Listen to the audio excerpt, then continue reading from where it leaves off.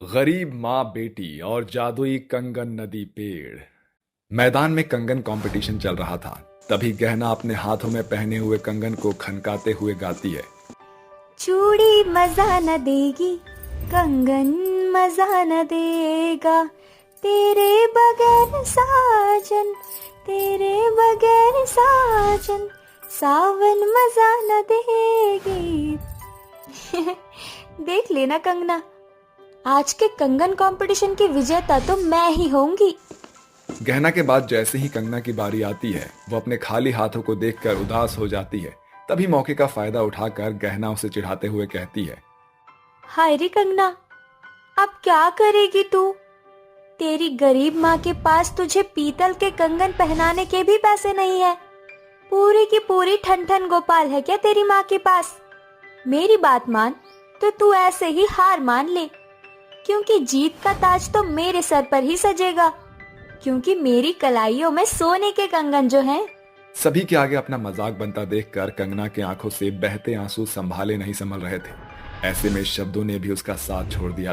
कंगना भीगी पलकों को छिपाकर भागती हुई घर आती है, जहां उसकी गरीब माँ गंगा सिलाई मशीन पर बैठी कपड़े सिल रही थी। तभी कंगना अपने कान बंद करते हुए गुस्से का गुबार अपनी माँ पर फोड़ते हुए उसे फटकारती है। बस माँ, बंद करो इस खिटपिट की आवाज को। बचपन से सिलाई मशीन की आवाज सुनकर मैं इतनी बड़ी हो गई। क्या फायदा आपके दर्जीपन का, जो दिन रात कपड़े सिलकर भी आप मेरे लिए एक कंगन भी नहीं खरीद सकी।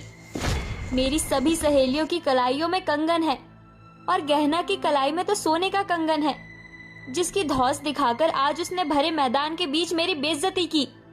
कंगना बेटी, अब तू कच्ची उम्र की नहीं रही, 16 बरस की हो चुकी है। तू तो जानती है कि हम गरीबों के घर के हालात कैसे होते हैं। ऐसे में तेरी मजबूर माँ तेरे हर हट को पूरा नहीं कर सकती। मगर क्यों माँ? क्योंकि हम गरीबों का जीवन होता ही ऐसा है बेटी। कभी रूखा सूखा खाकर रात काटनी पड़ती है, तो कभी पानी पीकर ही पेट भरना पड़ता है। अगर ऐसा ही है तो भगवान ने क्यों बनाया मुझे आप जैसी गरीब माँ की बेटी? जब देखो दुखों का राग अलापती रहती हो। तुम्हारा होना ना होना मेरे लिए एक बराबर है माँ।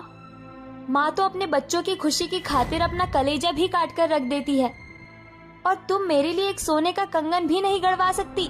लानत है तुम्हारी कमाई पर। जाओ, जाकर डूब मरो अपनी गरीबी के साथ। अपनी बेटी की ऐसी बात सुनकर उस गरीब माँ का दिल छल्ली छल्ली हो जाता है। उस रात गंगा जीवन से हार कर नदी की ओर निकल पड़ती है। क्यों भगवान, तू इस गंगा के माथे और कितने तौहीन का ताज पहनाएगा? पहले भरी जवानी मेरे माथे की लाली मिटा दी, और फिर गरीबी में गर्भवती होने का भाग्य देकर जीने की आस जगाई। यकीन नहीं होता कि जिस बेटी को मैंने अपने खून से सींचा, उसे जन्म दिया, पाल पोस कर बड़ा किया, आज वो एक कंगन के लिए अपनी माँ के दूध का कर्ज इस कदर चुका रही है। अब मुझे इस धराओं के साथ बहा ले चल। जैसे ही गंगा नदी में कूदने के लिए कदम बढ़ाती है, नदी के बीचों बीच से रास्ता निकल आता है, और नदी के गहराई से अचानक कई सारे विशाल पेड़ बाहर आते हैं, जिसकी हर एक डाली पर कई सारे सोने के कंगन लटक रहे होते हैं। तभी जादुई नदी के बीचों बीच खड़े कंगन के पेड़ उसे एक बड़ी बुलाहट देते हैं। आओ आओ गंगा, चली आओ। गंगा सुध-बुध गवाकर कंगन के पेड़ के पास आती है। कहो, तुम्हें कौन सा कंगन चाहिए? तुम्हें कैसे पता कि मुझे कंगन चाहिए? मुझे तो यकीन ही नहीं हो रहा कि तुम पेड़ होकर बोल पा रहे हो। आज से पहले मैंने कभी भी पेड़ों पर कंगन उगता नहीं देखा था। तो अब देख लो, क्योंकि पेड़ों में भी जान और जीवन बसता है। बस फर्क सिर्फ इतना है कि पेड़ इंसानों की तरह चल फिर नहीं पाते, मगर हम जादुई कंगन के पेड़ हैं। वो तो बस हमने लालची लोगों से बचने के लिए इस जादुई नदी के बीच बसेरा बनाया है। कहो, तुम्हें कौन सा कंगन चाहिए? बस मुझे मेरी बेटी के लिए सिर्फ एक सोने का कंगन चाहिए, फिर तो मेरा साथी सुनहरा तुम्हें सोने के कंगन देगा, क्योंकि मैं तो चांदनी हूँ। चांदी और कांसे के कंगन देती हूँ। एकाएक सोने के कंगन से लदा लहलहाता पेड़ गंगा की ओर झुक जाता है, और गंगा एक कंगन ले लेती है। तुम्हारा बहुत बहुत शुक्रिया मेरी मदद करने के लिए। शुक्रिया की कोई बात नहीं। जब भी तुम्हें मदद चाहिए भोर के पहले पहर यानी कि 4 बजे यहाँ चली आना, क्योंकि केवल उसी पहर ये नदी जादुई होती है और कंगन का पेड़ बाहर आता है। गंगा कंगन लेकर घर चली आती है और अगली सुबह कंगना सोने का चमचमाता कंगन देखकर खूब खुश होती है। अरे वाह माँ, तुमने तो कमाल ही कर दिया। मेरी खुशी की खातिर सोने का कंगन खरीद कर ले आई। नहीं कंगना, तेरी गरीब माँ को ये कंगन जादुई नदी के अंदर बसे कंगन के पेड़ से मिला है। जादुई नदी में बसे कंगन के पेड़ का जिक्र सुनकर कंगना के कान खड़े हो जाते हैं और वो वहां जाने की जिद करते हुए कहती है, माँ, मैं भी उस जादुई नदी में बसे कंगन के पेड़ को पास से देखना चाहती हूँ। ठीक है कंगना, मगर हमें कल रात के भोर के पहले पहर तक इंतजार करना होगा। अगली रात जब अंधेरा पसरा होता है तभी दोनों माँ बेटी दबे पांव जादुई नदी की ओर निकल पड़ती है। जहां बना रास्ता नदी से होते हुए उसे गहराई में तने खड़े कंगन के पेड़ के पास खत्म होता है, जहां पेड़ों पर लहलहाते हुए कंगन की खनखनाहट पूरे नदी में कलरव कर रही थी। आओ आओ जादुई नदी नगरी के कंगन के पेड़ तुम्हारा स्वागत करते हैं। ये तो कमाल हो गया। मैंने तो कभी सपने में भी नहीं सोचा था कि मुझे कंगन का पेड़ देखने को मिलेगा, वो भी इस गहरी नदी में। कंगना, मैं हूँ चांदनी। कहो, तुम्हें कौन कौन सा कंगन चाहिए, सोने का या चांदी का? मुझे सोने और चांदी दोनों कंगन चाहिए। हमारा घर फूस का है जिसके ढहने की कोई खबर नहीं है। मैं मेरी माँ के लिए एक अच्छा घर चाहती हूँ, इसलिए इन सोने के कंगनों से सुनार का काम शुरू करूँगी। हाँ, क्यों नहीं। अगर इन कंगन से बात बनती है तो ये भली है। एकाएक कंगनों से लदी हुई सारी डाली उसकी ओर झुक जाती है और कंगन की खरी चमक कंगना की आंखों में झिलमिला उठते हैं, जहां से वो उन्हें तोड़कर सवेरा छटने से पहले अपने गांव वापस लौट आती है और सोने के कंगन बेचने का कारोबार शुरू कर देती है, जिससे बहुत ही जल्द उनकी गरीबी की रेलगाड़ी पटरी से बदल जाती है। देखो माँ, उस जादुई नदी में बसे कंगन के पेड़ से हमारे घर की कमी घटी दूर हो गई और मेरी कलाई में सोने के कंगन पहनने का अधूरा सपना भी सच हो गया। हाँ कंगना, ये सब उस जादुई नदी की ही देन है। दोनों अभी बातें ही कर रही थी कि शंभू मदद की आस लिए उनके घर आता है। अरे माँ देखो, शंभू काका आए हैं। अरे शंभू भाई साहब, आप यहाँ? गंगा, मुझ गरीब बाप की पगड़ी बचा लो। कल मेरी गुंजा की शादी है, मगर मेरे पास एक पाई नहीं है। सभी सूदखोरों का किवाड़ खटखटाया, मगर सभी ने हाथ खड़े कर दिए। मदद करो, मेरी बेटी की बारात लौटने से बचा लो गंगा, बचा लो। ऐसा कहते हुए शंभू फूट फूट कर रो पड़ता है। शंभू भाई साहब, संभालिए खुद को। मैं आपको भरोसा दिलाती हूँ कि कल का सूरज उगने से पहले हालत आपके बस में होंगे। आप रात 4 बजे से पहले नदी पर चले आना। गंगा के कहे समय पर शंभू नदी पर आता है। तभी नदी के बीच रास्ते निकल आते हैं, जिसके बाद तीनों नदी में खड़े कंगन के पेड़ के पास आते हैं। अरे बाप रे, ये कैसा पेड़ है जिस पर सब्जी के बजाय सोने के कंगन उगते हैं? हाँ, क्योंकि हम कंगनों के जादुई पेड़ हैं, जो लाचार लोगों की मदद के लिए इस जादुई नदी में जड़े जमाए हुए हैं। अब जल्दी से कंगन ले लो, क्योंकि कुछ पल में सूरज की किरण फूटने को है। शंभू सोने चांदी के कंगन लेकर गंगा और कंगना के संग गांव लौट आता है। शुक्रिया गंगा, आज तुमने एक गरीब पिता की पगड़ी उछलने से बचा ली। बहुत बहुत शुक्रिया। भाई साहब, शुक्रिया तो उस जादुई नदी का कीजिए भाई साहब, जिसने आपको जग हसाई से बचा लिया। जाइए, शादी की तैयारियां कीजिए, क्योंकि आज आपकी नन्ही सी कली के कलाई में कंगना खनकने जा रहा है। इस तरह गंगा और कंगना लगातार लाचार लोगों की मदद करती हैं। गरीब गंगा ने कहाँ सोचा था कि जादुई नदी के कंगन के पेड़ से उसके अंधियारे बुझे जीवन में बड़ी लौ बनकर जल उठेगी, जो अपने साथ साथ बाकियों के जीवन को भी रोशनी से भर देगी। अनाथ बच्चों को मिला जादुई विशाल कटहल। इस बार की सर्दियां मुर्दों को भी झकझोर कर रख देने वाली थी। चारों ओर कोहरे की चादर चिटकी हुई थी, साथ ही ठंडी ठंडी हवाएं भी अपनी गर्दिश में थी।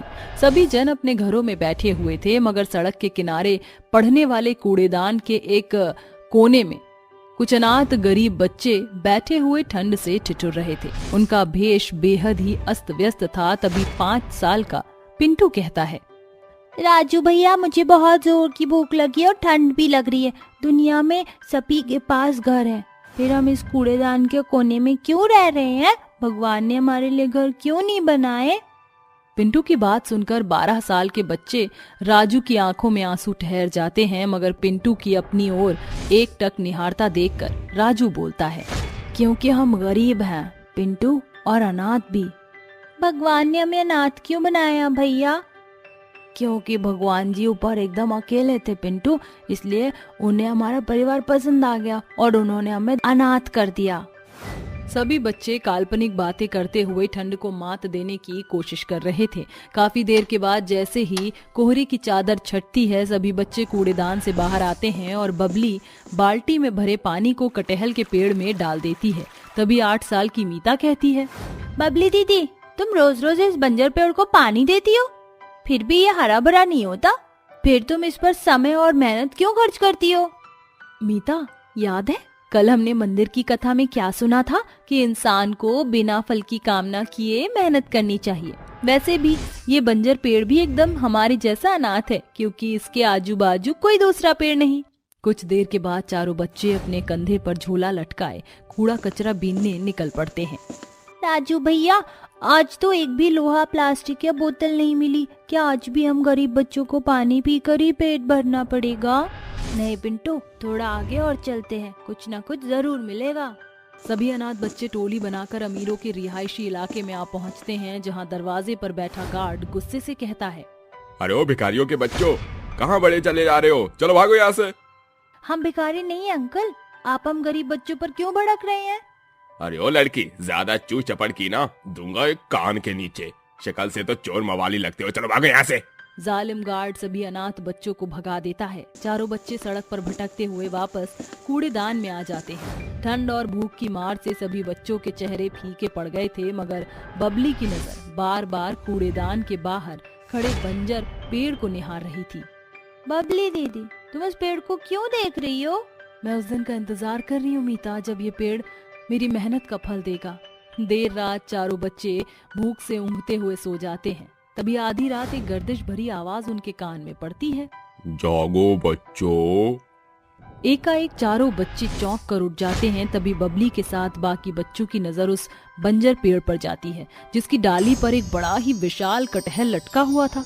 उसके चारों ओर एक सुनहरी रोशनी छिटकी हुई थी और उसके ऊपर आंख, नाक और मुंह बना हुआ था, जिसे देखकर पिंटू बड़ी बड़ी आंखें करके बोलता है, भूत भूत, अरे भागो बच्चों, वरना ये विशाल कटहल हम बच्चों को खा जाएगा। पिंटू, मुझसे डरो मत, क्योंकि मैं जादुई विशाल कटहल हूँ। मैं तो बेजान हो चुका था, मगर बबली ने मुझ में जान डाल दी, इसलिए मैं तुम अनाथ बच्चों के लिए आया हूँ। मुझे जल्दी से पेड़ से तोड़ लो, क्योंकि 4 बजे के पहर ये पेड़ हमेशा के लिए गायब हो जाएगा। जैसे ही चारों बच्चे उस विशाल बड़े कटहल को तोड़ते हैं, वो पेड़ गायब हो जाता है। इस विशाल कटहल का इस्तेमाल कैसे करना है ये तो हमें पता ही नहीं। क्यों ना हम चारों बच्चे इस बड़े विशाल कटहल से एक घर मांग कर देखें? ए मेरे विशाल कटहल, हम बच्चों के रहने के लिए एक घर दो। ऐसा बोलकर चारों अनाथ बच्चे एक बड़े आस के साथ उस कटहल को बिना पलक झपकाए देखने लगते हैं। तभी एक रोशनी उन्हें घेर लेती है और वह खुद को एक बड़े से घर में देखकर चौंक उठते हैं। अरे वाह, इस विशाल कटहल ने तो कमाल कर दिया। अब हम अनाथ बच्चों के पास घर है, मगर वो कटहल कहाँ गया? चारों अनाथ बच्चे, गरीब बच्चे अलग गुट में बंटकर कटहल को खोजने लगते हैं। तभी बबली चिल्लाती है, पिंटू, राजू, मीता, जल्दी से बाहर आओ, ये देखो हमारा विशाल कटहल बड़े घर में बदल गया। अरे वाह, ये विशाल कटहल घर कितना सुंदर है। मैं तो खूब खुश हूँ, क्योंकि अब हम ठंड में हमको ठिठुरना नहीं पड़ेगा। चलो साथियों, अंदर चलते हैं। चारों बच्चे विशाल कटहल घर के अंदर चले जाते हैं। तभी मीता फीका सा मुंह बनाकर बोलती है, मैंने तो सोचा था कि वो विशाल कटहल हमारे खाने के लिए है, काश कि हमारे पास खाना भी होता। मीता के इतना कहते ही उसके मन की ख्वाहिश पूरी हो जाती है। अचानक उसकी आंखों के सामने अलग अलग पकवानों से भरी खाने की थाली प्रकट हो जाती है। ये कैसे हुआ? जादुई विशाल कटेल घर से मीता, जब भी तुम बच्चों को किसी भी चीज की जरूरत हो तो बस इस कटेल घर से बाहर आकर मांगने, वो तुम्हारे लिए हो जाएगा। एक साथ इतना सारा खाना देखकर चारों अनाथ बच्चे बड़े चाव के साथ उसे खाने लगते हैं और अपनी हर जरूरत उस विशाल कटहल से कहा करते। सुनो जादुई विशाल कटहल, हम बच्चों के पास एक भी ढंग के कपड़े नहीं और सर्दियाँ बहुत ही ज्यादा बढ़ गई, हमें गर्म कपड़े की जरूरत है। बच्चों के इतना कहते ही विशाल कटहल घर के आगे कपड़ों से लदा एक पेड़ खड़ा हो जाता है। अरे ये क्या भला है, कपड़ों का पेड़ कैसे हो सकता है? क्यों मीता, जब विशाल कटहल सुंदर घर में बदल सकता है तो कपड़ों का पेड़ क्यों नहीं हो सकते? विशाल कटहल के आ जाने से जैसे उन अनाथ बच्चों का बिगड़ा जीवन बदल गया था। वह अपने जीवन में खुश थे, मगर एक दिन नन्हा पिंटू सयानों सी बोली बोलता है। राजू भैया, क्या आपको याद है जब विशाल कटहल हम अनाथ बच्चों के पास नहीं था, हम अक्सर भूखे पेट ही रात काटते थे? वो गरीबी के दिन मैं कैसे भूल सकता हूँ मेरे भाई। हम अनाथ बच्चे कैसे सर्द के, बर्फबारी के, कूड़ेदान के बदबू बर्दाश्त करते थे, मगर अब हमारा जीवन बदल गया है। मगर भैया, अभी भी कितने अनाथ बेसहारा बच्चे गली सड़कों में भटक रहे होंगे, क्यों ना हम अपने विशाल कटहल घर से उनकी मदद करें? सभी बच्चे पिंटू की बात से सहमत होते हैं। तभी विशाल कटहल घर से बड़ी गर्दिश के साथ एक गूंज उनके कानों में पड़ती है। सुनो बच्चों, जो मैं जादुई कटेल घर की नींव में बदल गया, इसलिए मैं बार बार मदद का हाथ नहीं बढ़ा सकता, वरना इस कटेल घर की नींव कमजोर होकर ढह जाएगी। तुम्हारे पास केवल एक मौका है जिसमें मैं तुम्हारी मदद करूंगा। ये सुनकर चारों बच्चे सोच में पड़ जाते हैं। तभी बबली बोलती है, जादुई कटहल घर, क्या तुम हमें जादुई कटहल के बीज दे सकते हो जो जल्दी से बड़ा हो जाए? बबली दीदी, तुम बुद्धू हो गए, कटहल के बीज का गरीब बच्चे क्या करेंगे? बीजों से कटहल का पेड़ उगाकर गरीब बच्चे कटहल बेचकर अपना गुजारा चला सकते हैं। बबली के कहने पर जादुई विशाल कटहल घर उन्हें कटहल के जादुई चमकते बीज देता है, जिसे ले जाकर चारों बच्चे फुटपाथ पर रहने वाले अनाथ बच्चों को देकर घर लौट आते हैं। अरे ये क्या, अभी भी 2 कटहल के बीज बच गए हैं। बबली, इसे हम अपने कटहल घर के बाहर बोएंगे। चारों बच्चे उस कटहल के बीज को घर के बाहर जमीन में बो देते हैं, मगर अगली सुबह का दृश्य देखकर बच्चे चौंक जाते हैं। वो देखते हैं कि दोनों बीज कटहल के पेड़ बनकर तैयार खड़े हैं और दोनों पेड़ की डाल पर 2 बड़े विशाल कटहल चमचमा रहे हैं। उसकी रोशनी सूरज की रोशनी में घुल मिल रही थी। तभी एक बड़ा विशाल कटहल बोलता है, माफ करना, मगर मैं तुम बच्चों को देख रहा था। तुम बच्चों ने बड़ी बुद्धिमानी से गरीब बच्चों की मदद की, इसलिए आज से तुम एक बच्चे नहीं, एक नहीं बल्कि 2 विशाल बड़े कटहल के वारिस हो। ये सुनकर सभी बच्चे बेहद खुश होते हैं। विशाल कटहल की ये कहानी होती है यहीं खत्म। 5 जादुई चुड़ैल बेटियां। हे भगवान, घर में तो खाने के लिए कुछ भी नहीं है। मैं माँ के लिए क्या बनाऊं? मुझे तो कुछ भी समझ नहीं आ रहा। बेचारा पवन बहुत ज्यादा परेशान हो जाता है। वो अपनी माँ के लिए खाने के लिए कुछ बनाने की कोशिश कर रहा होता है, लेकिन उसके घर में खाने के लिए एक अन्न का दाना तक नहीं होता। वहीं दूसरी तरफ बेचारे पवन की माँ बहुत ज्यादा बीमार होती है। वो अपनी बीमारी के चलते खाट में पड़ी होती है और अपनी 5 बेटियों को याद करने लगती है। हे भगवान, तूने मुझसे मेरी 5 बेटियों को छीन लिया। काश मेरी 5 बेटियां मेरे पास होती तो मुझे ये सब दिन न देखने पड़ते। कल्याणी अपनी बेटियों को याद करते हुए रोने लगती है। तभी उसकी 5 चुड़ैल बेटियां भगवान के सामने आ जाती हैं और उनके आगे रोते हुए कहने लगती है, भगवान जी, हमारी माँ को हमारी बहुत ज्यादा आवश्यकता है, हमें उनके पास भेज दीजिए। हाँ भगवान जी, अगर हम अपनी माँ के पास नहीं गए तो वो अपना दम तोड़ देगी। भगवान जी, हमें मारने से पहले आपने हमारी आखिरी इच्छा नहीं पूछी थी। हम चाहते हैं कि आप हमारे मरने के बाद आखिरी इच्छा पूरी कर दो। और साथ ही साथ हमें एक जादुई शक्तियाँ दो, ताकि हम अपने भाई और अपनी माँ की रक्षा कर सके। जादुई शक्तियाँ का हम इस्तेमाल अच्छे ही कामों में ही करेंगे, किसी बुरे काम में नहीं करेंगे। अगर ऐसी बात है तो ठीक है, मैं तुम पांचों को जादुई शक्तियां देता हूँ। अब तुम पृथ्वी लोक पर जाकर अपनी माँ की रक्षा कर सकती हो। भगवान ऐसा कहने के बाद उन पांचों को पृथ्वी लोक पर भेज देते हैं, जिसके बाद वो पांचों अपनी माँ के घर पहुंच जाती हैं। जैसे ही वो पांचों अपनी माँ के सामने प्रकट होती हैं, उनकी माँ उन पांचों को देखकर घबरा जाती है। तभी उनकी बेटी कहती है, अरे माँ, आप रो क्यों रही हो? आपको रोने की ज़रूरत नहीं। हम पांचों आपकी चुड़ैल बेटियां हैं। मरने के बाद हम भगवान से प्रार्थना करके आपसे मिलने के लिए आई हैं। माँ, आपको चिंता करने की कोई जरूरत नहीं है। हम पांचों अब आपकी सेवा करने के लिए यहाँ पर आए हैं। आज के बाद इस घर में आपको किसी भी परेशानी का सामना नहीं करना पड़ेगा। हाँ माँ, हम पांचों मिलकर आपको किसी भी परेशानी का सामना नहीं करने देंगे। चलो, अब हमें अपनी माँ के लिए कुछ तो करना चाहिए। ऐसा कहने के बाद किरण अपनी जादुई शक्तियों से वहां पर खाने के कई सारे पकवान प्रकट करती है। रूपा अपनी जादुई शक्तियों से पूरे घर को नए जैसा बना देती है। शीतल अपनी जादुई शक्तियों से वहां दवाइयां प्रकट करती है। शिल्पा अपनी जादुई शक्तियों से अपनी माँ के फटे पुराने कपड़े नए बना देती है। और अर्चना अपनी जादुई शक्तियों से वहां पर कई सारे फल प्रकट करती है। माँ, अब आपको चिंता करने की कोई जरूरत नहीं। जब भी आपको जरूरत पड़ेगी हम आपकी मदद करने जरूर आएंगे।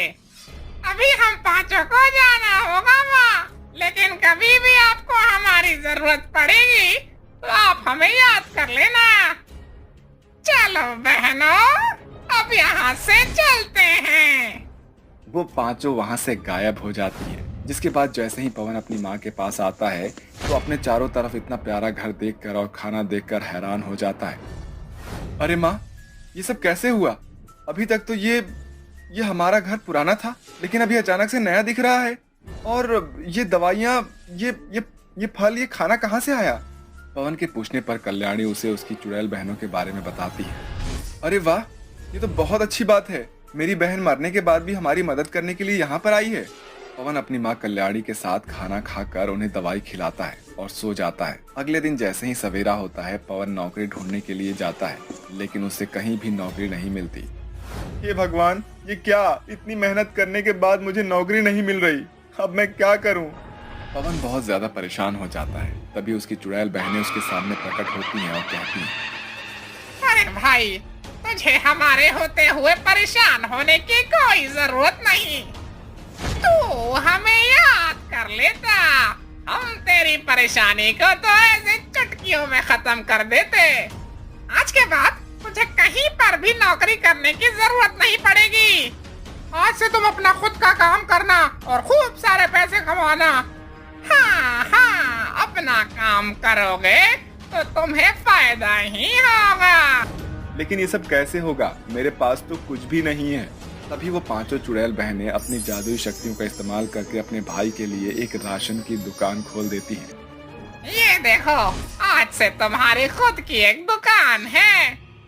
अब से तुम अपनी दुकान में बैठकर खूब कमाई करना। अब तो तुम्हें किसी के पास नौकरी करने की जरूरत भी नहीं पड़ेगी। तुम जितना चाहो उतना कमा सकते हो और जब चाहो अपने घर पर रह सकते हो। देखो भाई, जितना तुम कमाओगे उतना मेहनत करके अपना घर चलाना, लेकिन कभी भी बुरे रास्ते पर मत चलना। कभी भी हमारी मदद की जरूरत पड़े तो हमें याद कर लेना, क्योंकि हम तुम्हारी मदद करेंगे, हमेशा करेंगे। तुम जैसी बहनें हो तो कोई भी इंसान परेशानी में रह ही नहीं सकता है। तुम पांचों का बहुत बहुत शुक्रिया। आज मुझे अपने ऊपर गर्व है कि तुम पांचों मेरी बहनें हो। काश कि भगवान तुम पांचों को वापस हमारे घर भेज दे। अरे तुम चिंता क्यों करते हो? हम तो ऐसे ही तुम्हारी मदद कर सकते हैं। ऐसा कहने के बाद वो पांचों वहां से गायब हो जाती हैं और धीरे धीरे कल्याणी अपने बेटे पवन के साथ खुशी खुशी रहने लगती है। पवन भी अब राशन की दुकान चलाकर पैसे कमाने लगता है, जिसके चलते उसकी परेशानियां खत्म हो जाती है। लेकिन फिर भी कल्याणी को अपनी 5 बेटियों की कमी बहुत खलती है। वो अपनी बेटियों को याद करती है। कल्याणी की याद करते ही उसकी 5 बेटियां उसके सामने प्रकट हो जाती हैं और कहती हैं, अरे माँ, आपने हमें याद किया? सब खैरियत तो है ना माँ? अगर आपको कोई परेशानी है तो मुझे बताइए, हम अभी चुटकियों में आपकी सभी परेशानियां दूर कर देंगे। हमारे होते हुए आपको परेशान होने की कोई जरूरत नहीं है माँ। हम तो भगवान से आपके लिए ही आए हैं इस दुनिया में वापस। अरे तुम 5 को कुछ करने की ज़रूरत नहीं है। मैं बस तुम 5 को याद कर रही थी। काश तुम 5 हमारे साथ हंसी खुशी रह रही होती। कल्याणी ये सब कह ही रही होती है कि तभी एक आवाज आती है, आज तुम सभी का प्यार देखकर मुझे तुम सभी पर तरस आ रहा है। इसलिए आज से मैं तुम्हारी 5 बेटियों को तुम्हारे पास भेज देता हूँ। आज के बाद तुम्हारी बेटियां चुड़ैल बनकर तुम्हारे पास नहीं आएंगी, बल्कि इंसान बनकर हमेशा तुम्हारे पास रहेंगी। ये सुनते ही कल्याणी को बहुत खुशी मिलती है और वो कहती है, भगवान तेरा लाख लाख शुक्र है। मैं तुम्हारा शुक्रिया अदा कैसे करूं? मुझे तो समझ ही नहीं आ रहा। आज तूने मेरी झोली में दुनिया की सबसे बड़ी खुशी डाली है। कल्याणी बहुत खुश होती है, जिसके बाद कल्याणी अपनी 5 बेटियों के साथ खुशी खुशी रहने लगती है। ठंड से 3 अनाथ छोटी नंदों का दुख। अरे तुम तीनों यहाँ बैठी बैठी क्या कर रही हो? जाओ जल्दी से जाकर घर के काम कर लो। तुम्हें घर के काम दिखाई नहीं देते हैं क्या? अरे भाभी जी, आज रूपा और रेखा दोनों को ही बहुत तेज बुखार है। उन दोनों से काम नहीं हो पाएगा। तो मैं क्या करूं? मुझे कुछ नहीं पता। मुझे घर के सारे काम पूरे चाहिए। अगर रूपा और रेखा की तबीयत खराब है तो तुम किस लिए हो? जाओ तुम सारा जाके काम करो। ठीक है भाभी जी, आप चिंता मत करिए। मेरी बहनों के हिस्से का काम भी मैं कर लूंगी। राधिका रूप और रेखा से बड़ी थी। वो घर के सारे काम कर लेती है। अनामिका अपने पति सुरेश के ऑफिस जाने के बाद उसकी बहन राधिका रूपा और रेखा के ऊपर बहुत अत्याचार करती है। वो सारे घर के काम उन्हीं से करवाया करती थी, जबकि वो तीनों अभी उम्र में काफी छोटी थी। राधिका धीरे धीरे घर के सारे काम कर लेती है। तभी अनामिका उसके पास आती है और कहती है, अरे इतनी देर हो गई, तुमसे घर के काम ही नहीं निपटे। मुझे बहुत जोरों से भूख लगी है, जाओ मेरे लिए कुछ बनाकर लेकर आओ। लेकिन भाभी जी, मुझे तो कुछ खाना बनाना ही नहीं आता। हाँ हाँ, बहाने तो देखो महारानी के कितने अच्छे हैं। मुझे अभी के अभी खाना चाहिए, जैसे भी बनाकर लेकर आओ, लेकिन तुम खाना बनाकर लेकर आओ। बेचारी राधिका बहुत छोटी थी। उसका हाथ भी गैस के पास नहीं पहुंच पाता था। वो जैसे तैसे करके दाल चावल बनाकर लाती है। जैसे अनामिका दाल चावल खाती है, वो सारा खाना अपने मुंह से निकाल देती है और राधिका के मुंह पर तमाचा मारकर उससे कहती है, ये क्या बनाया है तुमने? बिल्कुल जहर की तरह लग रहा है। अरे ऐसा खाना खिलाकर मुझे मारना चाहती हो क्या? भाभी जी, मैंने तो अपनी पूरी कोशिश की थी, लेकिन क्या करूं, मुझे खाना बनाना ही नहीं आता। आप मुझे सिखा दो, मैं उसके बाद खाना बना लिया करूंगी। हाँ हाँ, अब तो तुम्हें सिखाना ही पड़ेगा। ऐसा कहकर अनामिका अपने कमरे में चली जाती है। जिसके बाद राधिका अपनी दोनों बहनों के पास जाती है और उन्हें अपने हाथ के बनाए हुए दाल चावल खिलाती है। अभी तो यही खा लो, आज भाभी जी ने कुछ भी नहीं बनाया है, घर में खाने के लिए कुछ भी नहीं है। दीदी, हम तो ये सब खा लेंगे, लेकिन आपने कुछ खाया है या नहीं? आप सुबह से काम में लगी हो और कुछ भी नहीं खाया है। हमसे ज्यादा तो आपको खाना खाने की जरूरत है। अरे तुम दोनों मेरी चिंता मत करो, मैं तो खाना अच्छे से खा चुकी हूँ, तुम दोनों खा लो।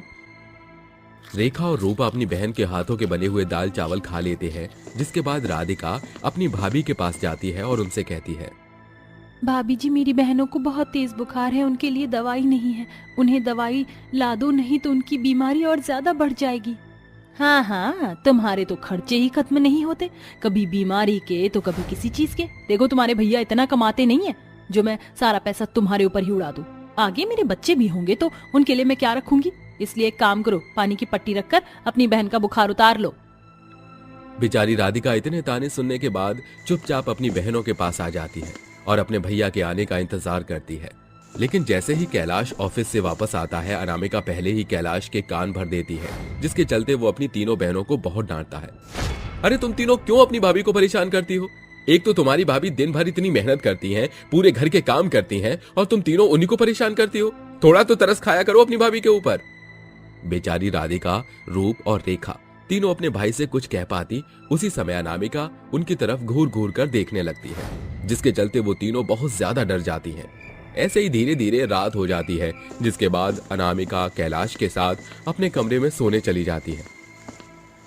वहीं दूसरी तरफ राधिका भी अपने दोनों बहनों के साथ अपने कमरे में चली जाती है। उनके पास पहनने के लिए गर्म कपड़े भी नहीं होते और वो ठंड से ठिठुर रही होती है। अरे मेरी बहनों, लगता है तुम्हें बहुत तेज ठंड लग रही है। ये लो, तुम मेरा स्वेटर भी पहन लो और रजाई को अच्छे से ओढ़ लो। राधिका अपनी दोनों बहनों को अपनी गोद में लेटा लेती है, जिसके बाद वो रजाई उन्हें उड़ा देती है और उन्हें सुलाने लगती है। ऐसे ही रात बीत जाती है, जिसके चलते रूपा और रेखा का बुखार तो उतर जाता है, लेकिन अब बेचारी राधिका की तबीयत बहुत ज्यादा खराब हो जाती है। लेकिन बेचारी अपनी दोनों बहनों के चलते फिर भी बीमारी में काम करती है। राधिका भाभी कहती है कि रात को बहुत तेज ठंड लगती है, उनके पास एक रजाई भी नहीं है, क्या वो उन्हें एक रजाई दे देंगी? तब अनामिका कहती है, हाँ हाँ, रजाई तो जैसे फ्री फोकट की आ रही है। अरे तुमने समझ क्या रखा है कि ये कोई धर्मशाला है, जब चाहो रजाई मांग लो, जब चाहे कुछ भी मांग लो। भाभी जी ऐसा मत कहिए, अगर हमारे पास रजाई नहीं होगी तो हम तीनों बहनें रात भर ठंड में ठिठुरती रहेंगी। तभी अनामिका राधिका के मुंह पर चांटा मारती है और उससे कहती है, जब देखो मुझसे मुंह जोड़ी करती रहती हो। जाओ, चली जाओ यहाँ से और मेरी नजरों के सामने दिखना भी मत। राधिका रोते हुए अपनी बहनों के पास चली जाती है, जिसके बाद उसे बहुत बुरा लगता है और वो अपनी दोनों बहनों से कहती है, इस घर में हमारा कोई अपना नहीं है। आज माँ और पिताजी हमारे साथ होते तो हमारे साथ ऐसा कभी नहीं होता। हम अब इस घर में नहीं रह सकते, चलो हम यहाँ से कहीं दूर चलते हैं। राधिका अपनी दोनों छोटी बहनों के साथ घर छोड़कर चली जाती है, जिसके बाद वो चलते चलते एक पेड़ के नीचे जाकर बैठ जाती है। इतनी सर्दी में ठंडी ठंडी हवाएं चलने लगती हैं, जिसके चलते और भी ज्यादा ठंड लगती है। दीदी मुझे बहुत ठंड लग रही है। राधा, हाँ दीदी, ठंड तो मुझे भी लग रही है। मैं जानती हूँ मेरी बहनों, तुम्हें ठंड लग रही है, लेकिन उस घर में रहकर अपनी भाभी के अत्याचार सहन करने से अच्छा है कि हम यहाँ ठंड में मर जाएं। राधिका अपनी दोनों बहनों को सहारा देती है, जिसके बाद वो पेड़ के नीचे बैठी रहती है। कुछ ही समय में वो दोनों पेड़ के नीचे बैठे बैठे सो जाते हैं। देखते ही देखते शाम हो जाती है और शाम के समय और भी ज्यादा ठंड होने लगती है। तभी वहां से एक मेघा नाम की लड़की गुजर रही होती है। जब वो उन तीनों लड़कियों को देखती है, वो उन्हें उठाने की कोशिश करती है। अरे उठो, क्या हुआ तुम तीनों को? जैसे ही मेघा उन्हें उठाती है, वो तीनों बहनें बेहोश होती हैं। उन्हें ऐसी हालत में देखते ही मेघा उन्हें उठाकर एक ऑटो रिक्शा में बिठाती है और अपने घर ले आती है, जिसके बाद वो उन तीनों की देखभाल करती है और उन्हें गर्म कपड़े भी पहनाती है, जिसके चलते उन्हें होश आ जाता है। मेघा उन तीनों के लिए गर्मा गर्म सूप भी बनाती है और उन्हें दे देती है। वहीं दूसरी तरफ कैलाश अपनी तीनों बहनों को ढूंढ रहा होता है। इधर जब राधिका, मेघा और रूपा सूप पी लेती है तो मेघा उनसे पूछती है, आखिर तुम तीनों के साथ ऐसा क्या हुआ जो तुम तीनों यहाँ एक पेड़ के नीचे पड़ी हो? राधिका, रूपा और रेखा तीनों बहनें मिलकर अपने साथ हुई पूरी घटना के बारे में मेघा को बताती हैं, जिसे सुनकर मेघा की आंखों में भी आंसू आ जाते हैं और वो उन तीनों को उनके घर ले जाती है और कैलाश को उसकी बहन के साथ हो रहे अत्याचारों के बारे में बताती है। जिसके बाद कैलाश की आंखें खुल जाती हैं और वो अपनी पत्नी अनामिका के मुंह पर तमाचा मारते हुए कहता है, अरे कैसी औरत हो तुम, तुम्हें जरा भी शर्म नहीं आई? अरे कम से कम इन बेचारी के ऊपर थोड़ा बहुत रहम करती। इन्होंने तुम्हारा क्या बिगाड़ा था जो तुमने इनके साथ ऐसा बर्ताव किया? जैसे ही अनामिका की सच्चाई उसके पति कैलाश के सामने आती है, उसे अपनी गलती का पछतावा होता है और वो अपने पति कैलाश के पैरों में गिरकर कहती है, मुझे माफ कर दीजिए, आज के बाद मैं ऐसा कभी नहीं करूंगी। आज से ये तीनों मेरी बेटियों की तरह इस घर में रहेंगी और मैं उनके साथ दोबारा ऐसी हरकत कभी नहीं करूंगी। उस दिन के बाद से कैलाश अपनी तीनों बहनों का ख्याल अच्छे से रखता है और उन्हें पढ़ने के लिए भी भेजता है। वहीं दूसरी तरफ अनामिका भी सुधर जाती है और वो उन तीनों का अच्छे से ख्याल रखती है, जिसके बाद वे तीनों खुशी खुशी रहने लगती हैं। बालों से ट्रेन को खींचने वाली चुड़ैल। आशा आंगन में बैठकर अपनी बेटी कायरा के बाल बना रही होती है। तभी कायरा अपनी माँ से कहती है, माँ, मेरे बाल इतने बड़े क्यों हैं? गांव में इतने लंबे घने बाल तो किसी के भी नहीं हैं। अरे बेटी, जब से तू पैदा हुई है तेरे बालों की लंबाई अपने आप ही बढ़ती गई। फिर ये तो कुदरती ही है, जरूरी नहीं कि तुम्हारे हैं तो सभी के हो। माँ, गांव के सभी बच्चे मुझे चुड़ैल चुड़ैल कहकर बुलाते हैं। वो ऐसा क्यों कहते हैं मुझे? लोगों की बातों पर ध्यान मत दो। जितना लोगों की बातों पर ध्यान दोगी तुम्हें उतना ही दुख होगा। आशा अपनी बेटी कायरा को बहुत प्यार करती थी, लेकिन उसके लंबे काले घने बालों के चलते गांव के सभी लोगों का कहना था कि कायरा कोई मामूली लड़की नहीं बल्कि एक चुड़ैल है जिसके इतने लंबे बाल हैं। कायरा एक दिन अपने गांव के बच्चों के साथ खेलने के लिए जाती है। मुझे भी अपने साथ खिला लो, मुझे भी तुम्हारे साथ खेलना है। अरे ये तो वही बुरी शक्तियों वाली लड़की है, इसे यहाँ से भगाओ। अरे ओ चुड़ैल, तू यहाँ पर क्या करने आई है? जा यहाँ से वापस चली जा। अरे भागो भागो, यहाँ तो चुड़ैल आ गई। मम्मी पापा ने कहा था इस लंबे बाल वाली चुड़ैल से दूर ही रहना। जरा देखो तो इसके लंबे काले बाल एकदम चुड़ैल की तरह हैं। तुम लोग गलत समझ रहे हो। तुम लोगों को ऐसा क्यों लगता है कि मैं कोई चुड़ैल हूँ? अरे लंबे बाल होना तो मामूली बात है, इसका मतलब ये नहीं कि मैं कोई चुड़ैल हूँ। सभी बच्चे कायरा को उल्टा सीधा कहने लगते हैं, जिसके चलते कायरा को बहुत गुस्सा आता है। तभी आसमान से एक बहुत तेज बिजली कड़कती हुई एक पेड़ पर जाकर गिरती है, जिसके चलते गांव में आग लगनी शुरू हो जाती है। अरे भागो भागो, अरे चुड़ैल ने अपना प्रकोप दिखा दिया। ये चुड़ैल किसी को नहीं छोड़ेगी गांव में। अरे आग लग गई गांव में, भागो। गांव के सभी लोग मिलकर किसी तरह गांव में फैल रही आग को बुझाते हैं, जिसके बाद सभी लोग मिलकर कायरा को पकड़ लेते हैं और रस्सी से बांध देते हैं।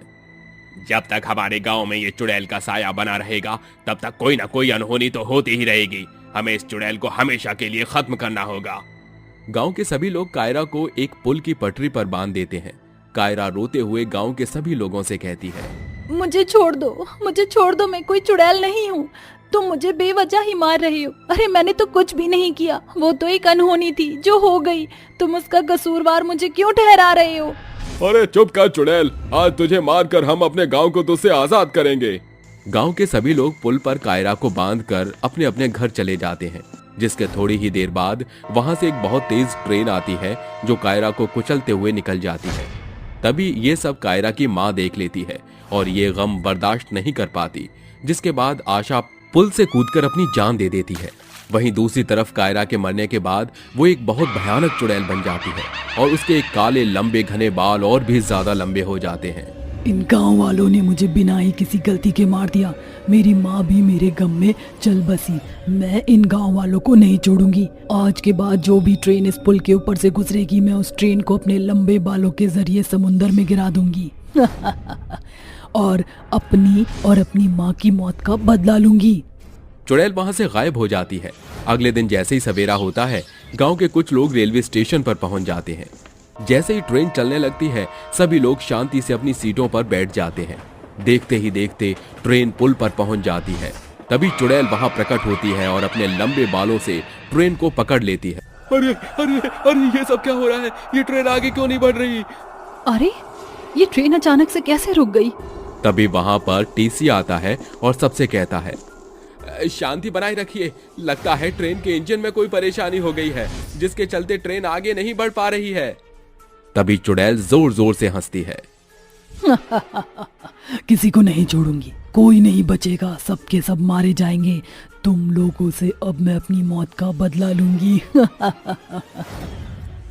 अरे ये तो वही चुड़ैल है जिसे कल रात मारा था। देखो, ये तो मरने के बाद भी हम लोगों को नहीं छोड़ रही है। अब हम लोग क्या करें? अब हम में से कोई नहीं बचेगा। देखते ही देखते चुड़ैल अपने लंबे बालों से ट्रेन को पकड़कर नीचे समंदर में फेंक देती है, जिसके बाद ट्रेन के अंदर मौजूदा सभी पैसेंजर मारे जाते हैं।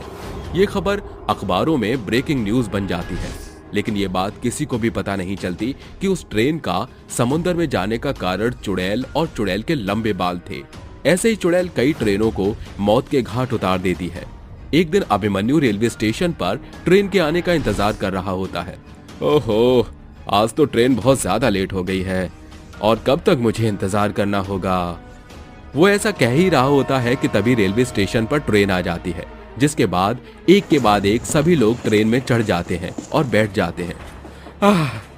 आज मैं भी देखता हूँ कि आखिर इस पुल पर से ट्रेन समुद्र में कैसे गिरती है। अभिमन्यु एक रिपोर्टर था। जैसे ही ट्रेन पुल पर पहुंचती है, चुड़ैल वहां प्रकट हो जाती है और ट्रेन को अपने काले लंबे बालों से पकड़ लेती है। हे भगवान, ये सब क्या हो रहा है? ये तो चुड़ैल है। इसका मतलब इस पुल पर से गुजरने वाली ट्रेन अपने आप नहीं बल्कि इस चुड़ैल के लंबे बालों की वजह से समुद्र में गिरती है। देखते ही देखते चुड़ैल अपने लंबे बालों की वजह से ट्रेन को पकड़कर समुद्र में गिरा देती है। लेकिन ट्रेन गिरने से पहले ही अभिमन्यु खिड़की से छलांग मार देता है और किसी तरह तैरते हुए एक किनारे पहुंच जाता है। ऐसा कैसे हो सकता है? चुड़ैल के कितने लंबे बाल जिससे वो ट्रेन को पकड़ रही थी। मुझे ये खबर लोगों तक पहुंचानी होगी ताकि कोई भी यहाँ से गुजरने वाली ट्रेन में सफर न कर सके। अभिमन्यु अपनी जान बचाकर वहां से भाग जाता है और ये खबर मीडिया में फैला देता है, जिसके चलते चारों तरफ चुड़ैल के बारे में लोगों को पता चल जाता है। लेकिन अभिमन्यु के मन में एक सवाल उठता है, चुड़ैल का सामना हम लोग तो नहीं कर सकते, लेकिन हमें किसी ऐसे इंसान को ढूंढना होगा जो चुड़ैल का सामना कर सके। तभी अभिमन्यु की फ्रेंड निकिता उससे कहती है, देखो अभिमन्यु, इस पूरी समस्या में तो हमारी सहायता केवल अघोरी बाबा ही कर सकते हैं, क्योंकि चुड़ैलों को काबू करने की शक्ति केवल अघोरी बाबा के पास ही होती है। निकिता के कहने पर अभिमन्यु अघोरी बाबा के पास आ जाता है और अघोरी बाबा को लंबे बालों वाली चुड़ैल के बारे में बताता है। देखो, वो चुड़ैल बहुत शक्तिशाली है। मैंने अपनी शक्तियों के द्वारा उसके बारे में पता किया है। अगर हमें उसे रोकना है तो हमें माँ दुर्गा का सहारा लेना होगा और माँ दुर्गा के त्रिशूल से उसके लंबे बालों पर वार करना होगा। उस चुड़ैल का अंत करने के लिए मैं कुछ भी कर सकता हूँ। मैं और लोगों की जान नहीं जाने दूंगा। अभिमन्यु अघोरी बाबा के साथ मिलकर एक प्लान बनाता है, जिसके बाद अभिमन्यु दोबारा से वहां से गुजरने वाली एक ट्रेन में बैठ जाता है। पुल पर पहुंचते ही चुड़ैल वहां प्रकट होती है और अपने लंबे बालों से ट्रेन पकड़ लेती है। कोई नहीं बचेगा, सबके सब मारे जाएंगे, कोई नहीं बचेगा। ट्रेन के अंदर केवल अभिमन्यु ही था। अभिमन्यु के अलावा उस ट्रेन में कोई सफर नहीं कर रहा था। अभिमन्यु किसी तरह दरवाजे से निकलकर ट्रेन के ऊपर पहुंच जाता है। वहीं दूसरी तरफ अघोरी बाबा के साथी उनके साथ मिलकर चुड़ैल को चारों तरफ से घेर लेते हैं। सबके हाथों में त्रिशूल होता है। तुम लोगों को क्या लगता है कि मैं त्रिशूलों से डर जाऊंगी? अरे तुम लोग मेरा कुछ नहीं बिगाड़ पाओगे। देख चुड़ैल, तेरे बारे में मैं सब कुछ जानता हूँ। तेरे साथ जो हुआ वो बहुत गलत था, लेकिन अब जो तू कर रही है वो और भी ज्यादा गलत है। तू बेवजह बेगुनाह लोगों को मारती जा रही है। जो हुआ उसे भूल जा और यहाँ से चली जा। मैं यहाँ से कहीं नहीं जाऊंगी। सब लोगों ने मिलकर मुझे मार दिया था, सिर्फ और सिर्फ मेरे लंबे बालों के चलते। आज मेरे लंबे बाल सबकी मौत का कारण बनेंगे और तेरी भी। ऐसा कहकर चुड़ैल अपने लंबे बालों से अभिमन्यु को पकड़ लेती है। जैसे ही वो अभिमन्यु को पकड़ती है, अभिमन्यु दुर्गा माँ का त्रिशूल चुड़ैल के बालों में घोंप देता है, जिसके चलते सारे अघोरी बाबा भी मिलकर दुर्गा माँ का त्रिशूल उसके बालों में घोंप देते हैं और चुड़ैल के बाल कटकर नीचे गिर जाते हैं। चुड़ैल की सारी शक्तियां उसके बालों में थी, जिसके चलते चुड़ैल वहीं तड़प तड़प कर मर जाती है और गांव वालों को लंबे बालों वाली चुड़ैल से हमेशा हमेशा के लिए छुटकारा मिल जाता है।